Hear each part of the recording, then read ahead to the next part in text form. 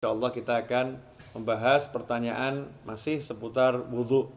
Ini ada pertanyaan dari teman-teman tentang bagaimana hukumnya wudhu di kamar mandi atau wudhu di toilet. Karena tidak semua orang punya ruangan khusus untuk wudhu. Dan memang anehnya kita ini ya. Kita ini kalau bangun rumah ada ruangan untuk mandi, ada ruangan untuk masak, ada ruangan untuk tidur, ada ruangan untuk ngopi. Tapi untuk ibadah yang paling penting sholat, musola enggak ada. Kemudian fasilitas untuk sholat, wudhu juga tidak disediakan khusus. Ini kita kelemahannya.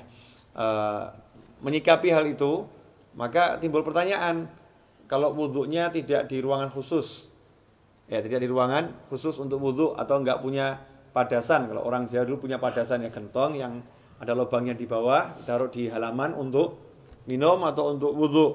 Kalau nggak punya seperti itu, adanya kamar mandi, adanya toilet, atau ketika di mall atau di pasar, wudhunya tidak di tempat khusus wudhu, tidak di luar ruangan, tapi di dalam toilet, di dalam kamar mandi, atau di dalam WC kalau bahasa umumnya ya.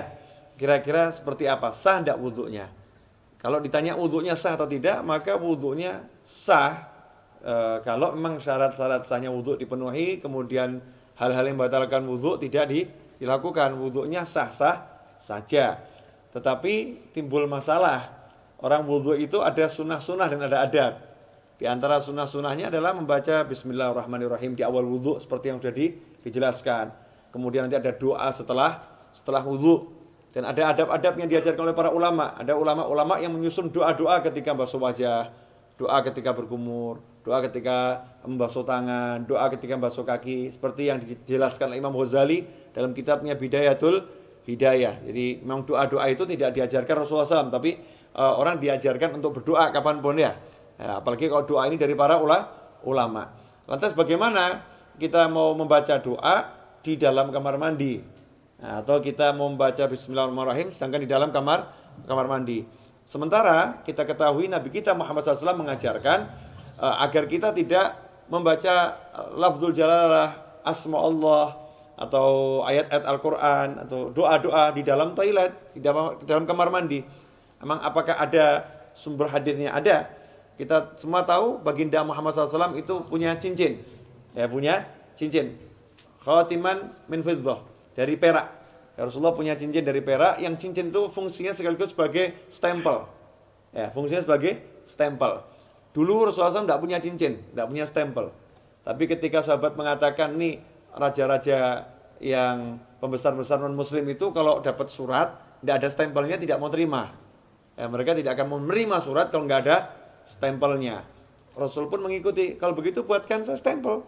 Ya, buatkan saya stempel. Maka dibuatkan stempel, bunyinya Muhammadun Rasulullah. Ya, Muhammadun Rasulullah. Jadi Allahnya paling atas, berupa cincin dari perak. Ketika Rasulullah wafat SAW, setelah wafatnya Rasulullah, cincin itu dipakai oleh Sayyidina Abu Bakar As-Siddiq radhiyallahu anhu. Setelah wafatnya Sayyidina Abu Bakar dipakai oleh Sayyidina Umar ibn Khattab. Kemudian dipakai oleh Sayyidina Utsman bin Affan radhiyallahu anhu. Nah, ketika dipakai Sayyidina Utsman, cincin itu jatuh ke Bir Aris, ya, sumur Aris. Ya, kemudian tidak ditemukan lagi. Nah, apa dasarnya? Ketika Rasulullah masuk ke khala, ke tempat buang hajat, Rasulullah selalu melepas cincinnya. Jadi ketika masuk ke tempat buang hajat, Rasulullah SAW selalu melepas cincinnya. Karena di cincinnya itu ada tulisan Muhammadun Rasulullah. Kalau membawa tulisan aja tidak dianjurkan, apalagi mengucapkannya. Ya, membawanya aja tidak dianjurkan, apalagi mengucapkannya. Berdasarkan hadis tersebut, yang diriwayatkan oleh Imam Al-Hakim, ya, dalam kitabnya Al-Mustadrak Al-Sahihain. Di situ beliau menyatakan, anna Rasulullah labisa khatiman naksuhu Muhammadur Rasulullah fakana idza dakhala al-khala wada'ahu. Kata Al-Hakim dalam kitab Al-Mustadrak, Az-Zuhri menyebutkan bahwasanya Rasulullah SAW punya cincin yang tulisannya adalah Muhammadun Rasulullah. Idza dakhala al-khala wada'ahu. Kalau masuk ke khala, ke toilet, Rasulullah SAW selalu melepaskan cincinnya tersebut. Hadits ini sahih menurut syarat Imam Bukhari dan Muslim, tapi tidak dicantumkan dalam kitab hadis Bukhari maupun Muslim. Maka ditulis oleh Al-Hakim dalam kitabnya Al-Mustadrak yang disusulkan, ya hadis-hadis yang diusulkan. Sebetulnya menurut Bukhari dan Muslim sahih, tetapi belum atau tidak dicantumkan dalam kitab Bukhari maupun kitab Muslim. Nah, hadis ini menunjukkan memang kalau masuk kamar mandi jangan bawa tulisan yang mengandung nama Allah atau nama Rasulullah Shallallahu Alaihi Wasallam. Dari sini ulama kemudian mengambil kesimpulan kalau membawa tulisan nggak boleh, apalagi membacanya. Bukan haram ya, tidak boleh dalam arti tidak beradab atau kurang sopan. Karena itu seyukyanya jangan berwudu di toilet, seyukyanya.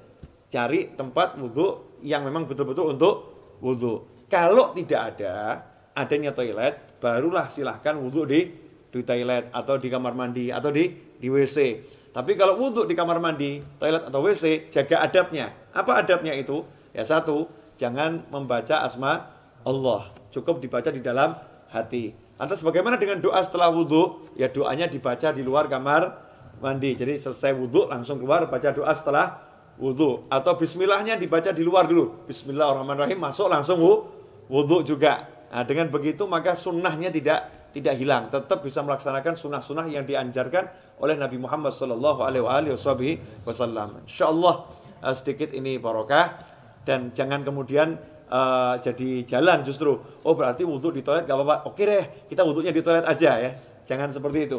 Usahakan wudu di luar toilet agar bisa melaksanakan banyak sunnah. Kalau memang terpaksa baru berwudu di toilet.